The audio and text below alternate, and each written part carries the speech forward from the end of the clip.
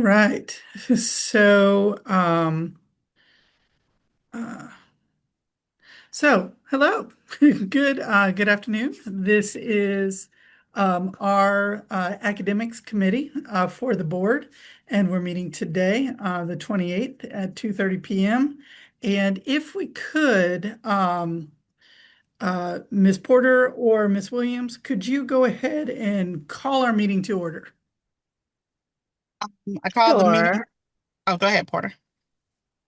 This is Nikki Porter, and I would like to call the Academics Committee meeting on January 28th at 2:30 p.m. to order.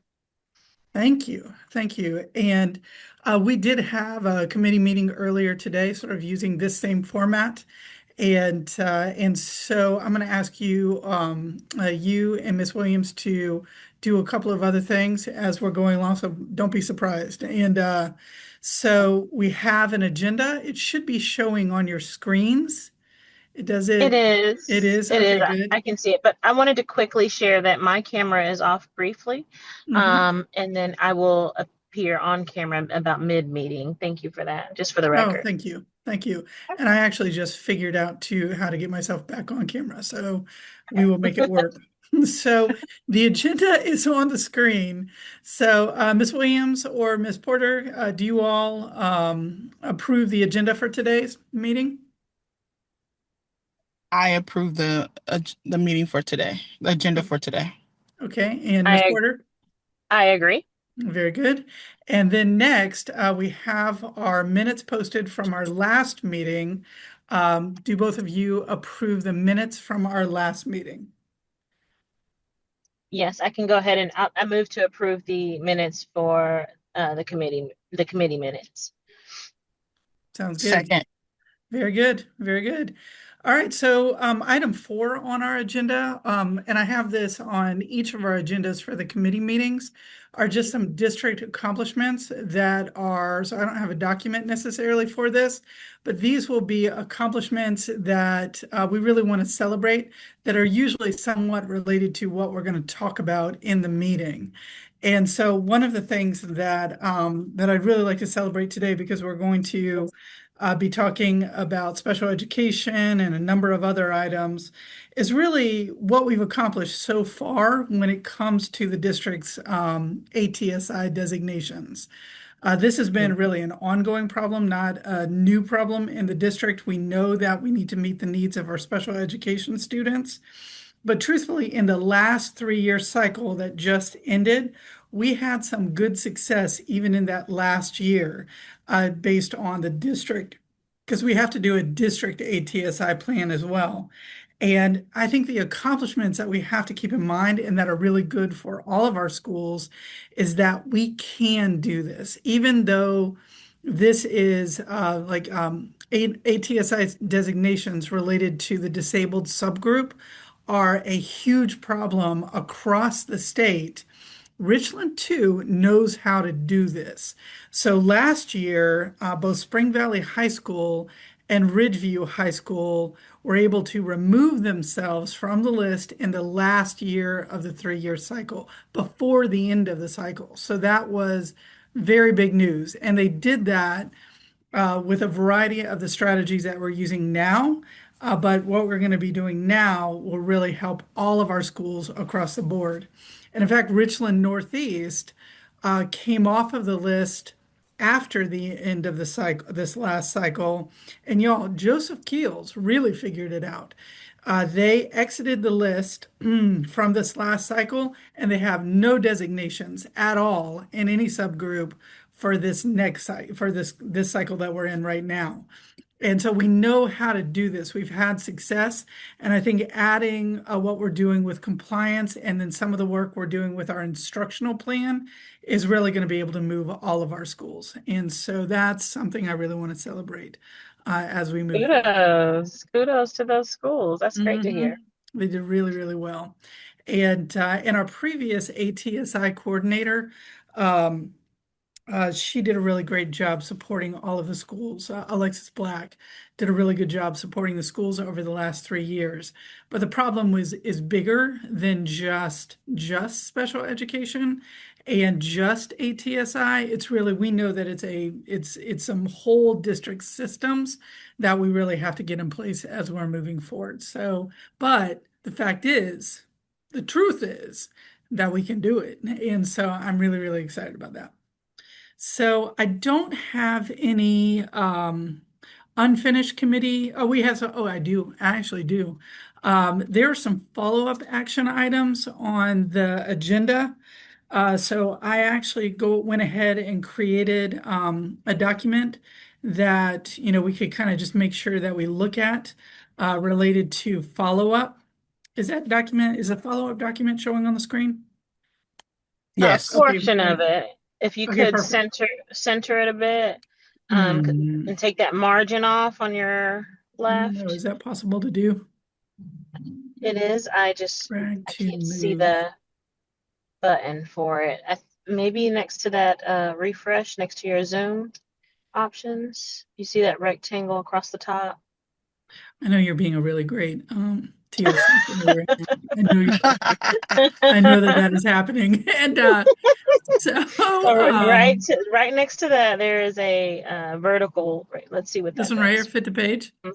Mm-hmm. That makes it Well, small, but that can you didn't see it do now? it. Yep. Nope. We need to switch it the other way. Okay. Okay. So that changes it to landscape. Maybe the lines on your left in the margin, collapsing that. There we go. How's There we that? go. You like? Look Yes. at And you. then if you I have been like very, very effectively coached. Thank you. So and so then all you could right. reduce that zoom so that Hmm. will be good for those to see the full sentence there. Yep, Okay. there we go. Okay. Okay. So there were a There we number of items that, we talked about at the last meeting that we wanted to make sure we addressed. And Ms. Porter, you already emailed the communication related to Yes. valedictorian and enrollment, and we're going to talk about that. I've got that Okay. lower down. Then, of course, I review the excerpt from our January 9th board brief related to our committee work and what this really looks like because that was part of our conversation at the last meeting. I am in the process of pulling together a list of policies for the committee to review. There's one I want us to talk about today related to valedictorian and salutatorian.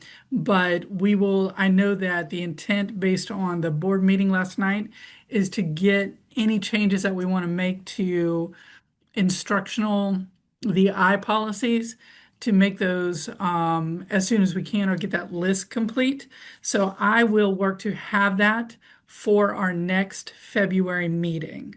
Does that work for you all? Yes, I Let believe me, I read that somewhere as well that you had on Mhm. another document. yes, that's fine. Yeah, I put it under number 3 on this document. Mhm. Yes.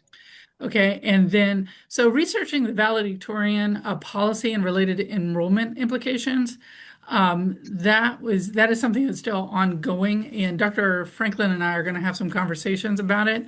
But one of the things that I notice, I have a question and then I have a notice, and the notice is that we talk about rankings, which has everything to do with valedictorian and salutatorian in Mm-hmm. policy IKC.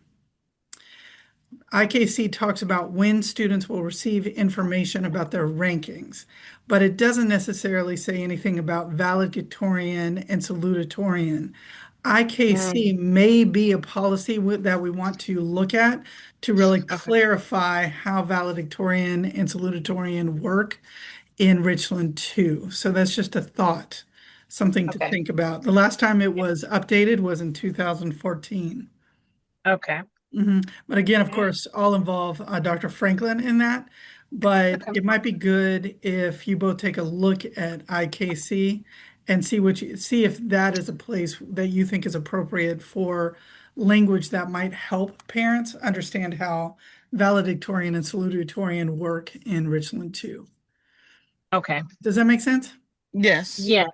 Okay. It's simple. It's a very simple. They'll get ranking information at the end of the year. And truth be told, y'all, one thing that we have to keep in mind is that school like rank changes constantly. It Mm-hmm. changes constantly.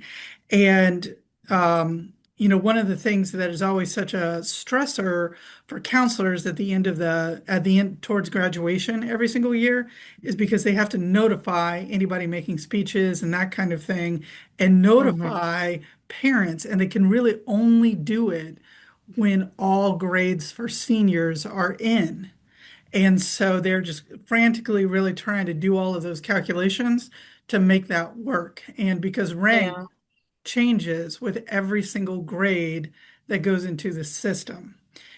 I And think some of our concern though was not so much the rankings and time frame, but more mhm, so the classification of the students, like what when they are virtual versus on specific to their different campuses, because mhm, I believe from my experience with working as a TLC, devices are issued to a building. And with having a virtual school, there is no building that you can attach the devices to. And it's kind of similar to our students.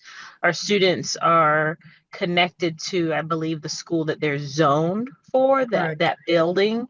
And so there was a little confusion or about them being virtual and still being considered in the rankings to their home school based on Mhm, zoning.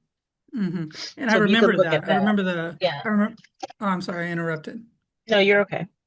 I remember that, of course, this happened with one of our seniors at one of our high schools last year. And it was really hard for the parent to understand that because this was a transfer student who belonged to one of our schools but had never stepped foot on the schools because all of the courses that she was taking were in the virtual program, in one of the virtual programs. And so it really felt like to the parent that that student who ended up being valedictorian was not really a part of the zone school. But in truth, when you think about how our system works, that student does belong to the zone school. It was hard for the parent to really understand that. When you say it like that, it helps me even. I'm Mhm. thinking also about our R2, I2 courses, because in that senior year, we may have students who have courses at R2, I2, and then maybe they have space in there to have early dismissal or to leave early. They could essentially as well never step foot on their zone campus because their last courses are at R2, I2. Potentially. Um, Every school, when we report transcripts, graduation, all of those things, every school that is recognized by the state has a something called a beds code. And programs do not have beds codes. So the virtual school does not have a beds code. All of those students belong to their zoned high schools. The centers also, the centers also sort of face some of that. Our centers also face some of that. And then also I believe R2I2 does as well. So that might be something that we can create some clarification around. Ms. Morrison, Mhm. just for clarity, so it was that the virtual school student still belongs to their zone school, but does not just belong to that particular school that we were talking about last year. Correct. They belong Okay. to the school that we're talking about. That was the zone school. Okay, perfect. The Okay. student was Thank you. taking all online courses through our virtual program, but that student belonged to the high school, the zoned Okay. high school. Okay, perfect. And that's one of the and but truth be told, if we think about it, Dr. Moore really gave a good example. When we get it could be like the ranking of a senior class could be completely changed. Say, for example, what if we got a transfer student Like a military I don't student? know, a military transfer student Yeah. 4 weeks before graduation, and that student was able to finish out their courses and then completely upset the rankings and became valedictorian. It can Makes happen. sense. Any Yes. transfer student can come in. We evaluate their transcripts, we put them in the correct courses, we do what we need to do, we do everything as consistently as possible, but that ranking could change up to the final day of the ranking, so Right. there's not, and we can't necessarily put a limitation on that. It would be, I think we'd have trouble with the Department of Education if we tried to do that. But it's Right. something we could potentially look at. I could That find makes out. sense. Hmm. No, no, that really does make sense. I understand now. And Hmm.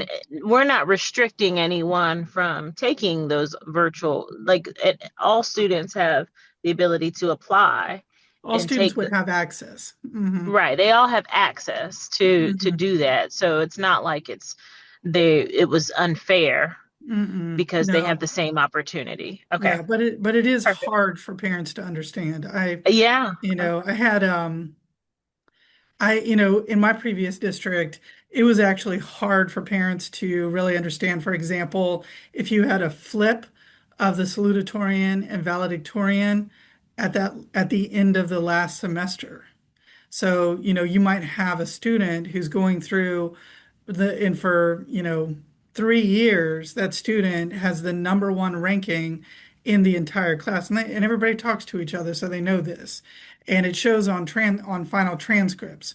And then say by the end of the last semester of the senior year, um, you know, that a student student who might have been a salutatorian somehow took a dual credit course or something like that, and all of a sudden their ranking is just slightly above a student who assumed that they were going to be the valedictorian for 3 years. So that happens as well. Does that make sense? Yes. Yeah.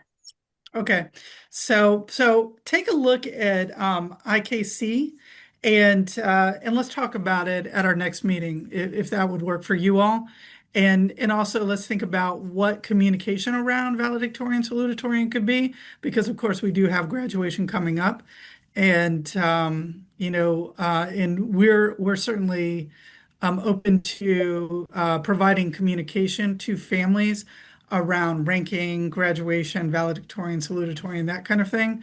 And I know we're trying to get some of that counselor communication, school counselor communication, to be consistent across our schools. So we'll put that on the agenda for next time, if that's okay. Yes. Mhm. Will And do. I'll Yep. look at it too, and maybe come up with some suggested language after I talk to Dr. Franklin. Sounds good. Okay. All right. Sounds good. All right. So then the other ones are about the meeting schedule, and hopefully, I think you guys have seen that. Yeah. Yep, the meeting schedule. We prepared the January meeting agenda, and we do have all of those pieces on it. Um, and we're going to post the agenda and items approximately 1 week prior to the meeting, and it will be on, right now it's board docs, but that's going to be switching over to something else. So, but if you all are okay with it, we'll continue using the system for the agenda that we have now. And then, I have scheduled an update on the district guidance documents and communication. I have planned that for our next February 25th meeting. Okay, and so Sounds that good. is that. Um, oop. Okay, so then moving on to our new committee business, I wanted to talk a little bit about our academics program evaluations. And I'm going to leave it off screen for a minute and just talk it through. So last year, the board approved $60,000 in non-recurring funds for program evaluation. And I take Is that very, that is it 60 or 40,000? I think we double checked and it's 60. 60. Okay.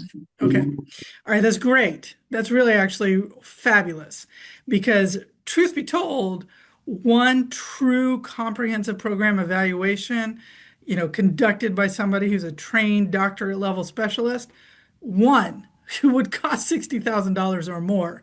So we are really trying to stretch that money because I know one of the things that the board and I share in common is we really want return on investment for taxpayer dollars. So things that are high dollar, we want to make sure that we're getting the biggest bang for our buck when it comes to students, student performance, and really getting us where we need to go. And so the appropriated funds are being used. So instead of just hiring one, certainly that's not going to work. We're hiring qualified state-approved contractors to conduct kind of shortened evaluations in three of our biggest dollar areas and programs. So we chose those based on cost and importance to the district and board goals. And then also Dr. Jennifer Coleman in the Division of Assessment, Research, and Evaluation, who is a specialist with program evaluation, is overseeing the implementation and the reporting. So the three evaluations we have are focused on effectiveness at meeting stated goals and return on investment. And our three areas are AVID, which is one of our biggest high dollar general fund programs, college and career readiness, which is a major goal for the board and also for us. And that has lots of components in it, but we want to maximize the use of dollars for all of that. And not this past meeting, but the meeting before, I thought Dr. Moore did a really strong and detailed presentation around CTE and CTE structures. So we really have to look at what we have now to see how we can maximize the use of those dollars. And then because we are in a situation of right sizing for 26, 27, we'd like to also evaluate our academic department staffing. Where do we need to right size to, but also make sure that we are doing the fundamental activities that schools need us to do, but how can we also restructure in that process to maximize staffing dollars and general fund dollars? So those are the three. And I added to the document where we are. There's three steps really. There's evaluation design, there's contractor hiring, and then the evaluation itself. Each one should have a written report that is produced afterwards. We don't have necessarily a template for that, but the folks that we're hiring do. And so the AVID evaluation, the design is complete, contractor hiring is complete, and that is in process. For college and career readiness, the evaluation design is complete. Contractor hiring is probably going to be complete this week, but it is in process, and the evaluation itself is to be started. But all the right folks at the district level are involved. The academic department staffing, the evaluation and design is in process. I'm coming up with the research questions now after some conversations with Dr. Moore. Our contractor hiring is to be started, and our evaluation is to be started. And so the results of each of those evaluations are going to inform staffing and budgeting for the 26-27 school year. Can I answer any questions? Yes. What's the projected date for this to be completed for us to know what's the results? So I'll get those for us. I don't have the specific dates, but they're in the contract that Jennifer Coleman is working on. But I will make sure that I get you that information. So completion dates. Other questions? No, I'm good. Okay. All right, I'm going to move to our next item, and that is a discussion with Ms. Shaquina McLaughlin, who is our Executive Director of Special Education Services. I did add to this item the two presentations that she's done, including the one last night, and then also all of the board briefs, because remember, she is updating the board on particularly special education hiring and the monthly compliance actions that are happening. So she's here. I believe, Shaquina, are you here? Yes. I'm here. I love it. All right, great. And so let's just open it up. Ms. Porter, Ms. Williams, we're ready for. I know you've been thinking about some questions that you'd like to ask, and Shaquina is here for you. So again, I just want to thank you for the amazing presentation last night, the updates being you and your department being very thorough, listening to the concerns of parents and the district, and just being very responsive in that process and taking us through and planning it out. It's all about having that plan and, like you said, the foundation that you are building so that you can move to the next step. Um, and really being transparent throughout this whole process, because once everybody knows the transparency, we know how to move forward in making what could happen would be what's best for our district and our students in general. um and I guess one of my questions would be, yes, last night you talked about our priority students with ATSI and the support. I just kind of wanted a little more detail about what does that look like. Right. So currently, so we have schools that were already ATSI and TSI designated, and we just received additional schools. So right now we're in the process of looking at the support that we've provided to the schools who were ATSI, and then now we're diving into the data from the newly identified ATSI schools to see how we can align that support. So step one is we're looking at all the data. So we're working with Jennifer Coleman's team. We're working in our division and with academics to really pull that data all the way down to individual students so that we can see. We're looking for patterns, we're looking for trends, we're looking to see what that looks like so we can best identify. So I'll give you an example. We noticed trends of ATSI designations in certain areas of the district, which that lets us know we need to provide more support to that particular area. So that may look like our coaches and specialists are shifting some of their support to then hone in on those schools and provide that additional support. Now, what that support looks like will vary from location to location, right? Because it's based on student need. So it could be that some teachers may need help with actually scheduling, how they schedule their groups of students. Some others could need help on how do I align my instruction to the standards to make sure students are getting what they need. So that's what we're doing. We're looking at individual schools, individual students, and finding out exactly what they need in terms of support. Does that make sense? Yes. Can I jump in too? I think that, certainly we're talking about our special education students and a designation that's related to the performance of those students compared to, a base group. But I will say too that, most special education students are in the gen ed classroom. So what we have concerns about, like we're starting to really move students in the gen ed tier one classroom. But that needs continued work and continued differentiation and support for that classroom, that tier one that all students are in, and then special education really focusing on their systems and their differentiation, particular to SPED in buildings, is really going to make the difference. But it all does go hand in hand. So, for example, at our next academic leaders meeting, so all of the divisions in academics, we're going to be doing a data dive into special education data, in across all of our areas, across every division, including student services and elementary education and magnet programs and everywhere, because we know that it's tier one and also special education. It's got to be both sides. I'm putting my hands on the screen. So both sides.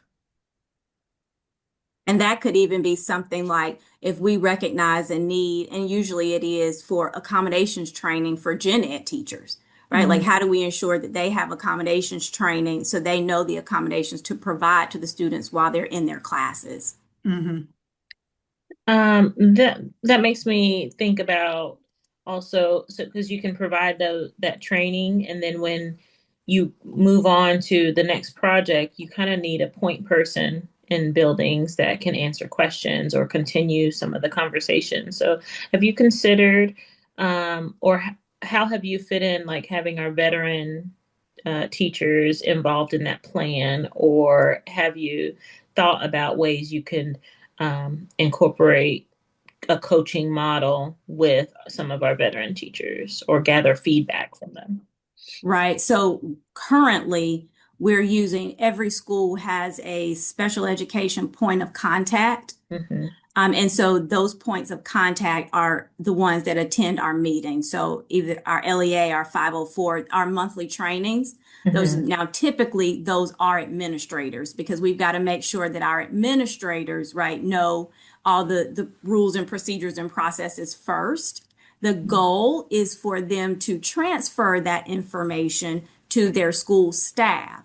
Now, we Hmm. do recognize the need to again have some opportunities to also get it to the school staff in addition Hmm. to continuing those trainings. So that's what you're kind of talking about, Ms. Porter. We're looking for ways because we have to be careful. We don't want to continuously pull teachers out of the classroom to give them that information and that training. So we're looking for some creative ways. We're thinking like PLCs where Hmm. we can do PLCs or we have monthly huddles with our special ed teachers. And then Hmm. that's a good opportunity for us to share that information so they can kind of disseminate it for all the other special ed teachers. Right. Yeah. And I also have thought about that group of administrators as well. Our administrators wear a lot of different hats. And with all the transition that we've had in the past couple of years, you may be speaking to a large group of new administrators. And so something that I would consider is possibly having them have a buddy system where they can bring a buddy with them that could be someone else who would serve in those LEAs as well, a part of that training. That's a great idea. So they're all welcome. Like anyone is welcome to attend those meetings, any of the administrators. But what we've also done is now this year we've done several sessions with our new administrators specifically on SPED. So where we get to spend a little bit more time breaking down and answering questions for those new administrators as well. Okay. And when you talk about your monthly huddles, are they during the school day, after the school day, optional? Because whenever the bell rings and teachers are not required to come, they don't necessarily always make it. So then information is being missed. Right. So we don't necessarily have mandatory huddles, but it depends on the time, right? So, like, let's say middle schools may do theirs in the morning. If staff is already there, it is an expectation that they attend. And we try to the best of our ability do it when staff is still during those working contract hours. Okay. But we do have opportunities that are outside of that, that we try to do some additional training. Okay. And then have you considered offering a safe space where teachers can provide feedback during this building stage? Um, because what I want to avoid is you build these systems and it seems like it works great, and then people are evaluating those systems after the fact before putting them into place, possibly having a springboard of those who would be using those systems to give feedback. And maybe not something that is with one select group, but some sort of space where folks can give feedback. And it could be anonymous, voluntary, maybe even a survey type situation where they can give some feedback just for you to pinpoint where there might be some problem areas that are harder to see from a walkthrough or so forth.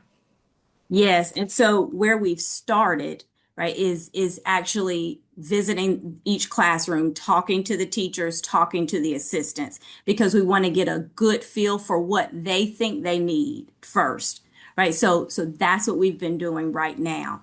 As we build this system, we will continuously get their feedback. So like as when I talked about that tiered system that we'll implement, as we pilot that this semester, part of it is feedback, right? So as we look through that, we get the feedback, right? Because we'll have to tweak it based on what teachers need. So it doesn't work without them being able to run through that system. So yes, now I haven't necessarily considered a survey, so that's a good idea that we could probably do at the end of this year. But right now, we've just been trying to build those relationships to create those safe spaces for teachers to give that feedback to us right now to tell us what they need. Sounds good. Thank you.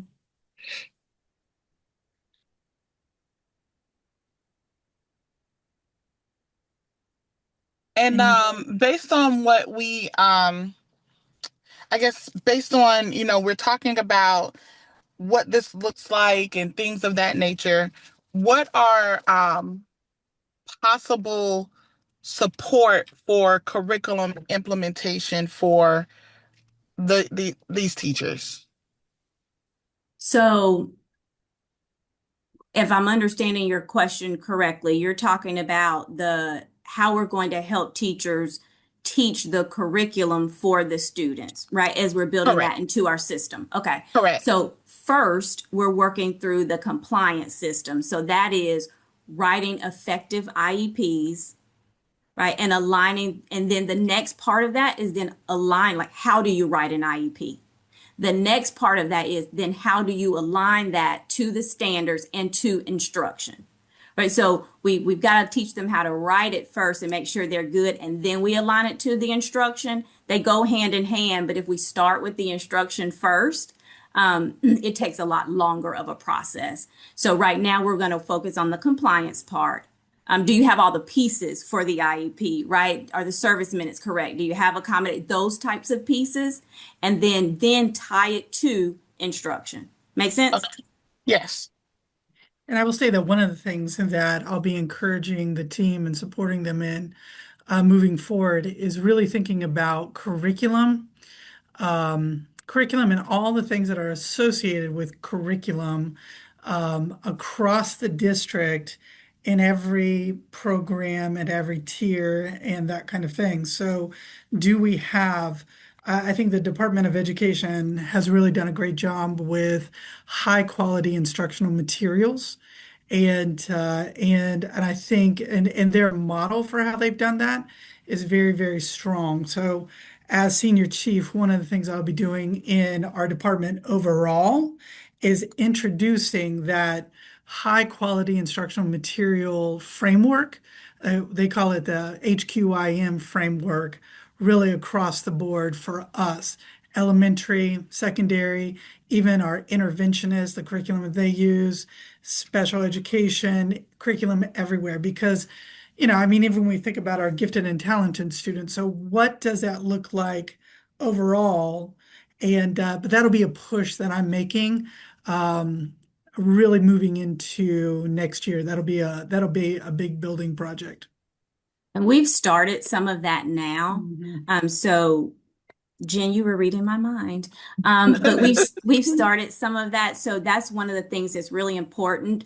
Is not just if the curriculum is quality, but we have to look at the usage and the data Yes. that comes behind it. So right now we're in the process of collecting all of the usage reports from the current curriculum that we have to look to see, let's compare the usage with the data that's actually produced and see if it's something that we need to continue or do we need more professional development or what do we need Mhm. to make that most beneficial. And Mhm. that will be an annual process for SPED. Yeah. As you create that plan, I'm thinking about the hiring time frame. There are often times where we have positions available specifically in this area, and they don't get filled till towards right before school starts. And the professional development, a lot of it has happened already over the summer.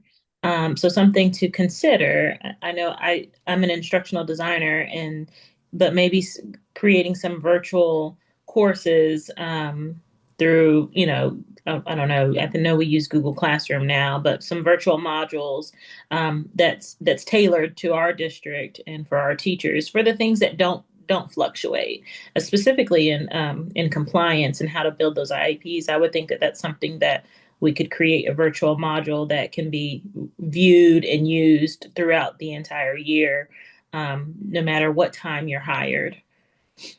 That's a great idea. Some of the things that we're kind of already will be working on are and in addition to that virtual are those compliance one pagers. Right. Hmm. And so even if you might not have had the hour training, but if you're sitting trying to write an IEP, right, you need Yep, some type of guidance, right? And that's so right. so we'll work on those one pagers that we'll be able to provide to teachers and support staff. The other thing that we've talked about is having more opportunities like monthly trainings Hmm. for some of our teachers too, particularly CPI and some of those things that we know our special ed teachers need. So we'll Yes, switch that for next year and we'll have monthly trainings available for teachers to come if they're available. that's great. And so, which I know that what you all are doing is an amazing plan, but then the reality is based on the support staff that you have on your level with these monthly trainings, do you feel like it will overwork or overload your staff? Um, or how would you combat that? Or I guess the question is, who will provide the training for these monthly trainings?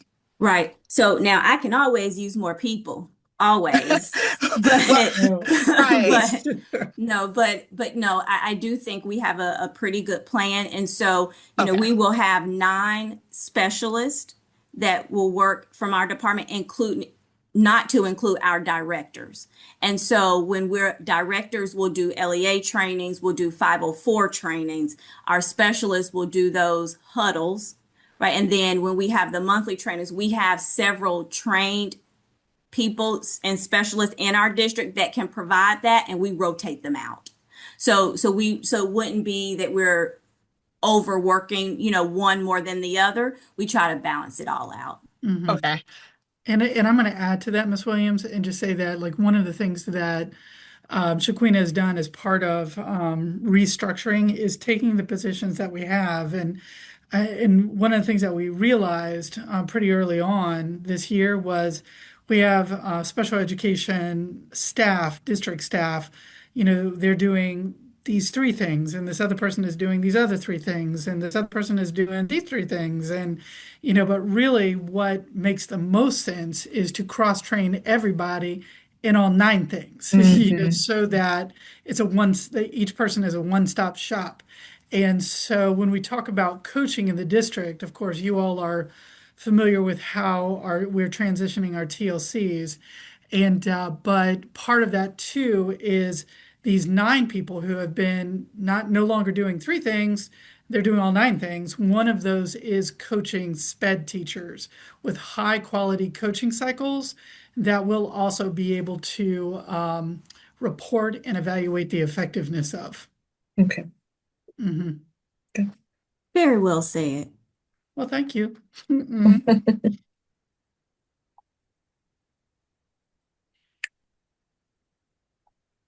All right. Anything else, my friends? All I have. Okay. All right. So Thank we're you going to so move. much, guys, for your support. Yep. No, thank you. Thank you. Okay.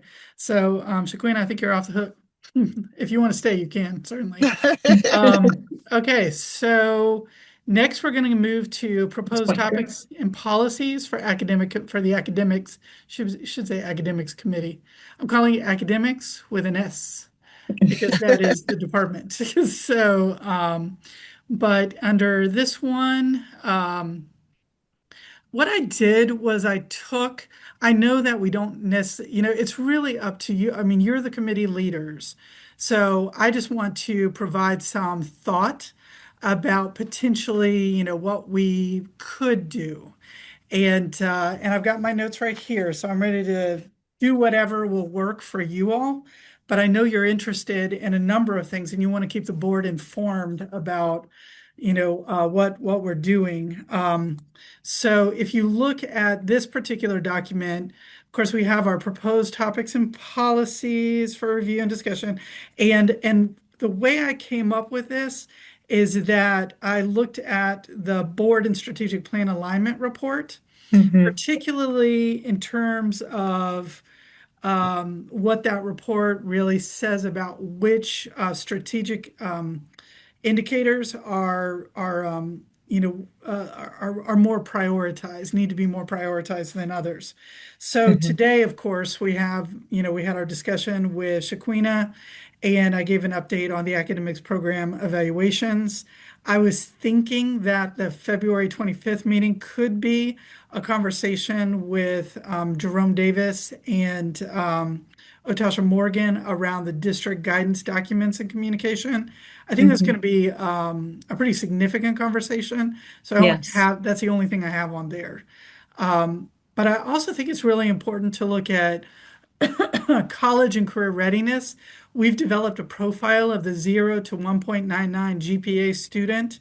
And then dig into, I know college and career readiness is our focus, especially because Dr. Moore, with the support of the board, is moving on 90 to 90. So 90% graduation rate, 90% college and career readiness by 2028. That is totally doable. I'm excited about it. But it would be really important. It's important for us anyway. We're already doing this.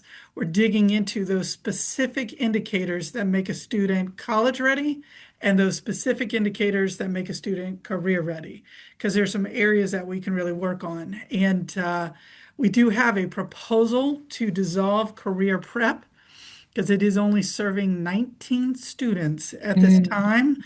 And return on investment is something that we really have to consider. And so Dr. Davis is working with Jennifer Kane in terms of making that happen. That will require, it is actually, career prep isn't called career prep, but it is written into one of our board policies. And so that would be a policy that we really have to look at. Okay. I really want to make sure that we serve not just through another special program, but like Mm-hmm. every single kid who's between 0 and a 1.99 GPA. Yep. So, and then I also know that one of Shaquina's goals is to really increase the number of special education students who earn it's called the state credential. High So school it is, credential? say it again. High school credential? Yeah, the high school credential. That's it, Miss Williams. So the high school credential, which is recognized by the state. So we could give certificates all day long, but it really doesn't have the kind of heft that a true state credential like a diploma or the high school credential really have. So that And would that all be would part of that conversation. and that would help us with measuring a goal as well. Exactly, Mhm. exactly. And so I also think that we can do some deeper dives into school and district designations. If you guys wish to do that, I think that it's part of our instructional plan. And of course, our goal is to ensure that we have no designations in our district. That's going to take a while to make that happen, but I think you saw the move that we made related to report card ratings. That's where those state designations come from. And then, of course, the federal designations that come later in the year, Mhm. those are focused on our subgroups. And we have two subgroups that we're focused on now. One is students with disabilities, but the other one is students of poverty. So we're taking a two-prong approach to it no matter what. And so I was thinking we could dig into that a little bit. You all could ask any questions that you think the board really needs to know about. And I know that, Ms. Porter, you might have a particular interest in really talking about the plan for coaching support and digging into that at some point. We don't have to do that, but it's entirely up to you. But coaching is hugely mentioned across the board's strategic plan report, Mhm. alignment report. And so I think we could talk about the induction team, SPED coaching, our plan with all of our instructional coaches for 26, 27. I think you all would be very interested in what that coaching framework is that our team has developed this year. But I Mhm. also think there are other topics like math achievement, we got to think about this AI policy in Richland too. I know you Yeah. want to go to the conference first. We need to talk about gifted and talented in Richland too. Our coordinator that we hired just came on board yesterday, so I'm excited about that. Mhm. So, but like if you look at this, we only have these dates. Um, right. After you looked at all those So, topics. so like March 25th, April Right. 20, if we use February 25th for that one, we got April 28th, um, yeah, March, April, May, June, and Mm. July. That's five possible meetings. And I've got these two plus one, two, three on here. So, what's y'all's pleasure, your thoughts? I like how you grouped them and well clustered them already into topics.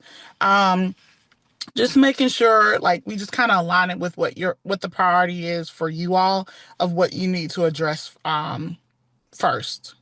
I And mean, of course, I sort of aligning did it it with that way. strategic That's plan. kind of what I was thinking. Okay, Yeah. perfect.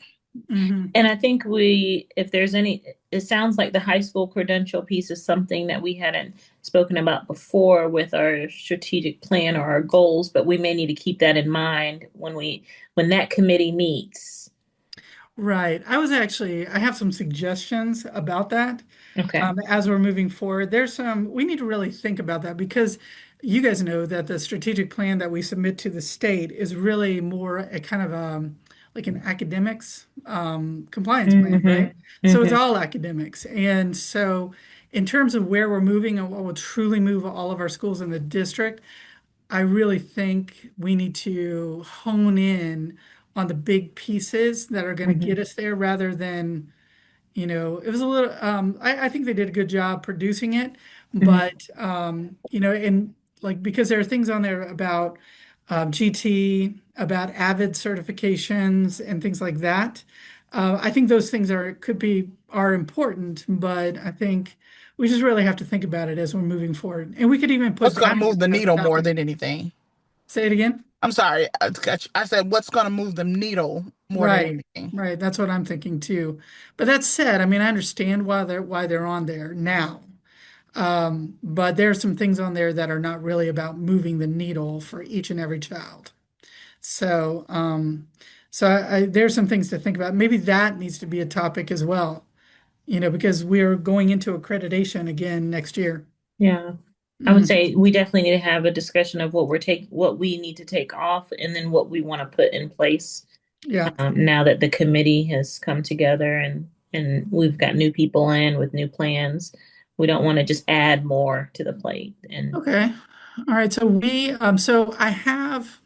if we're thinking about this, do you want to just say March is going to be college and career readiness, April will Mhm. be school and school designations, May will be coaching support, and then we Mhm. play it by year after that? Yes. Okay. Yes. And then maybe the discussion of possible um, points for the strategic plan. I'll talk to Marsha Lynn because she's going to run that on the district side, and I'll chat with her about how that conversation may go as well. Okay. Okay. And Thank I also feel like the math achievement one will come to us in a general report for the entire board, likely at some Mhm. point. So, um, Yeah, and that's what also I'm. when we talk about materials and the program Right. evaluation, that may come up too. That's right. And I was kind of thinking that, we have a comprehensive instructional plan this year, and I'd like to continue that. And in fact, I'd like to expand it somewhat. Mhm. And in that, we talk about our achievement related to ELA and math, and in a variety of other ways, and in other areas, including college and career readiness. And we've given one update to the board right at the beginning after the first round of benchmarks. We're Mhm. now finishing the second round of benchmarks. I think it might be time to do that again. So I'm going to propose that would be a really good update presentation to the board. And then we would potentially have a final third one as well. And we called it, academic update instructional plan. And so I do want to make sure that the whole board has the opportunity to hear those updates. Okay, when you have a good time frame, if you could let me know, and I'll relay that to the board chair so they Okay. can work that out in the agenda. And Instructional then, plan. yeah, Mhm. and then I like this format here. I think this would be something easy for us to also share with the entire board, even as a link in our board brief, if they Mhm. want to check in to see where we're at as a committee for communication, kind of like how the safety committee has a report, but we actually deliver that in executive. But this is something we can include in the board brief if, as far as keeping transparency. I like this format. Okay. All right. So this particular document, because it'll be updated every once in a while, like Mhm. we'll add policies or we'll do what we need to do. Yep. And so when we have an update to this, we will I'll add it to the board brief for everybody to see. That sounds Yes. good. Okay. Yes. And Okay. then if you want to put a little a line at the bottom that says, if you have questions, please direct questions to Ms. Williams or Ms. Porter. And Okay. All right. So let's just make my note to myself. that way you don't have to include your, as Marcelin said, your copious notes on this document. If they have questions, they can come I to People us. make fun of me, but it's important. So, I the agree. topics. Okay. All right. I'll make that happen. No problem. Okay. Okay. All right. So then I'm going to move to our next item, if that's okay. And if, Yes. in fact, that is almost, oh no. I think that's it. Um, One more. I wanted to talk briefly. I want to talk about this. I have a thought. I am really jazzed about the idea of a dashboard, like an academics dashboard. I Okay. actually think it's really, really important for even our strategic plan, our district strategic plan. And it's really important to our district instructional plan as well.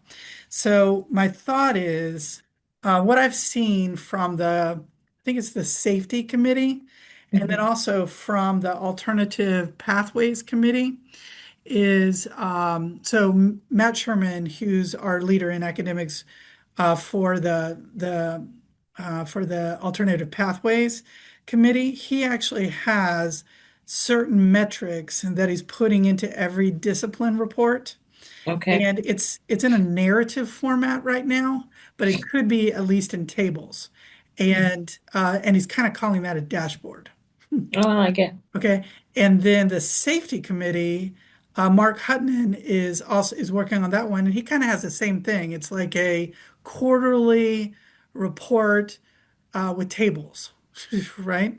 Hmm. And they're calling that a dashboard. I don't necessarily always call that a dashboard. I would just call that a report, even if it is just in tables. But nevertheless, he's calling it dashboard. We're going to get Matt to call his dashboard, and because that's what's in our alignment. And it's really just making sure that the board has those consistent data metrics in each of these areas. And those could change, but they're not going to change. You don't have to guess what metrics are going to show up on a report because they're Hmm. all going to be in these dashboards. And Okay. so my thought was that if we're thinking about academics, there are certain metrics that we have that are yearly. And we can't change that. That just kind of is what it is, you know. So grad rate, college and career readiness, you can dig into it because you can look at college ready or career ready. SE ready, you can dig into subgroups, still yearly though. Hmm. EOCs could dig into subgroups, still yearly. It's a year, those are yearly assessments. Report card Hmm. ratings, designations, also yearly metric. But then we do have formative assessment system to support everything focused around MAP and then around benchmarks. And Hmm. that's what we've been reporting with our instructional plan. Now, with benchmarks, you want to be careful because they don't mean anything. They really don't. They they are a projected proficiency, and there's nothing really to compare it to. And other sometimes you can compare it to the previous year, but if a benchmark changes, like it might change next year, you can't make that same comparison. And Right. so I'm thinking about what that actually would look like. But MAP, we do it 3 times a year. That is easily reported. It's Hmm. nationally normed. It's very strong, Yes. and that kind of thing. So I think there are formative assessment metrics, but I also think there are like coaching system metrics. Like, would you be interested in how many coaching cycles are being completed at the elementary, middle, and high school level? How many are being completed in the future with SPED teachers? How many are being completed with induction teachers? Hmm. And then we could do some survey about maybe about how effective it is. But we also have that with instructional support. We have meetings happening around continuous improvement, the continuous improvement system. There are things that we can count in all of these things that are really important for the support of getting to that the formative assessment achievement, but then also the annual achievement. Yeah. You I, know, I really think the coaching cycles one would be a great one to start with as well, okay. with this new change. Mhm. Even interesting to see, I know you were somewhat piloting some different things this year with the coaching cycles, but Oh, just to see that since we've made the changes, how much more cycles are being completed now that it's concentrated on coaching, and some of mhm, the other tasks are moved off their plate, and so just kind of like a before and after, so that we can monitor the progress while the coaching is taking place as well for the mhm. future. I think so too. And I will say that this year, so Mr. Holland, who is our director over professional learning and coaching, he's been tracking those. And so Hmm. he does have data from this Yep. year. And so I will start putting something together.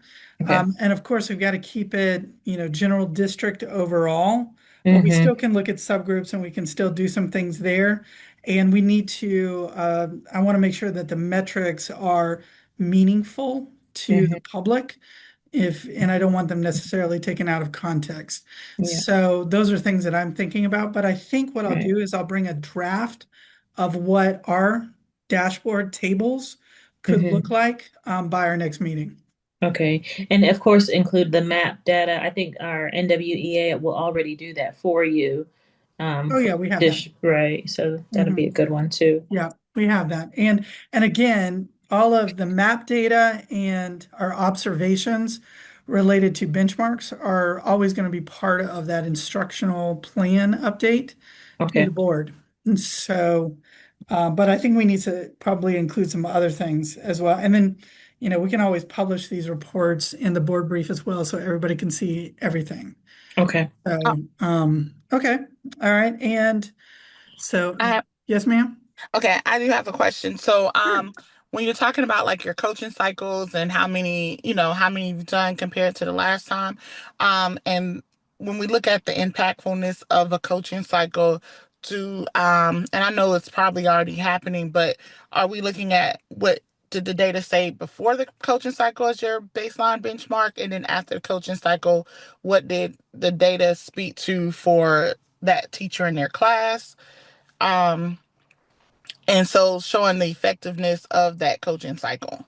Yeah, we Um, don't have that data right now, but we're trying to think through what that actually may look like okay, that could be consistent across all coaching cycles. correct. Okay, okay. So, It could just yeah, be something that all coaches do before they begin a coaching cycle. I mean, it Um, could. Evaluating like the person that you're coaching, there are things that you need to know. Are they a risk taker? Are they, and things like that? And are they willing to try new things? And how do you feel about coaching before at this time? And then at the end, now, how do you feel about being in a coaching cycle? I Mhm. mean, there are things that they can do to help Yeah. themselves also to make personal goals. Hmm. Yeah, And I I think was so. And I think, one of the things that I know Mr. Holland is really thinking very carefully about this right now. We Hmm. know that self-reported data is always going to have, a little bit of bias skew. there, Hmm. Yeah.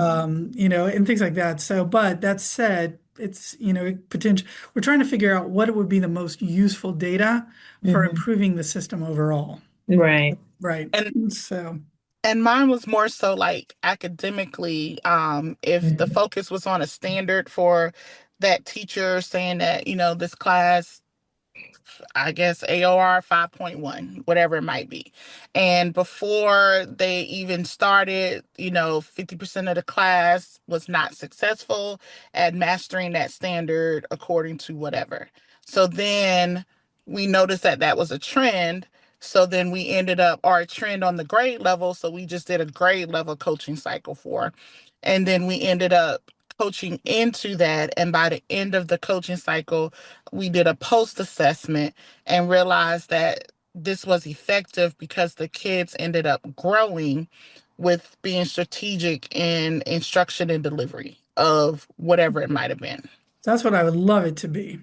Sometimes we're doing a coaching cycle to, coaching cycles are done around an area of the teacher's choice.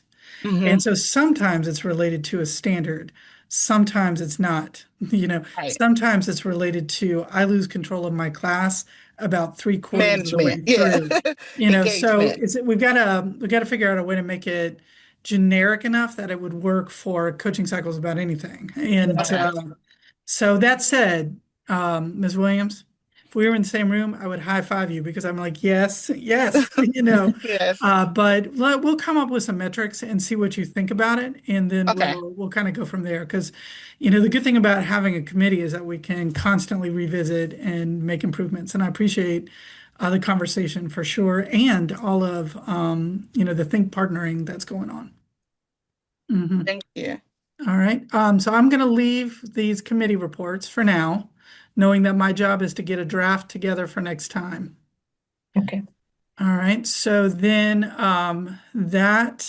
so we know what our agenda items are for the next meeting based on, we're going to do an update on district guidance documents, and the follow-up are the unfinished business will be the items that I'm bringing from today's conversation. I'll go back through my notes in the minutes to make sure that I have my list, and I'll do the unfinished committee business from that.